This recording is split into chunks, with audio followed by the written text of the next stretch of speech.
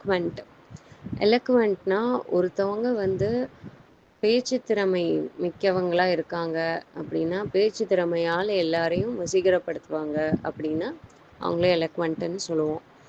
சரியா? இப்போ எக்ஸாம்பிள் பார்க்கலாம். Anita, her speech at the event was so eloquent.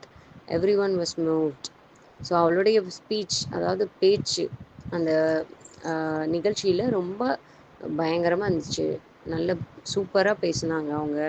ஏன்னா எல்லாரையும் அவங்க கவர்ந்துட்டாங்க அவங்க பேச்சால அப்படின்னு சொல்கிறாங்க. Raj, he is eloquent speaker, always able to express his thoughts clearly.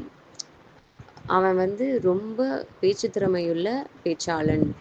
அவனால் எல்லா தாட்ஸையும், அதாவது அவனுடைய சிந்தனைகளையும் நல்ல ஈஸியாக புரிகிற மாதிரி எல்லாருக்கும் சொல்ல முடியும் அப்படின்னு சொல்கிறாங்க ராஜ். அடுத்த example, an eloquent argument can make a huge impact in debates. இப்போ பேச்சு திறமை வாய்ந்த ஒரு டிபேட்னா நீயா நானா மாதிரி.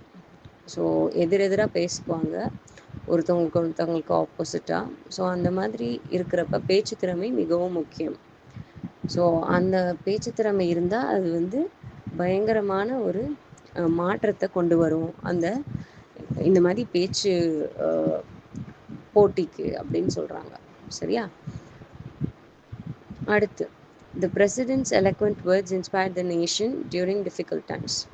அந்த பிரசிடெண்ட், அதாவது அந்த குடியரசுத் தலைவருடைய பேச்சு திறமை மிக்க அந்த வார்த்தைகள் அந்த கண்ட்ரியையே ரொம்ப கஷ்டப்பட்ட நேரத்தில் ரொம்ப ரொம்ப நல்ல ஒரு இன்ஸ்பிரேஷனாக இருந்துச்சு. அதாவது ரொம்ப அவங்கள ஈர்க்கக்கூடியதாக இருந்துச்சு அப்படின்னு சொல்கிறாங்க.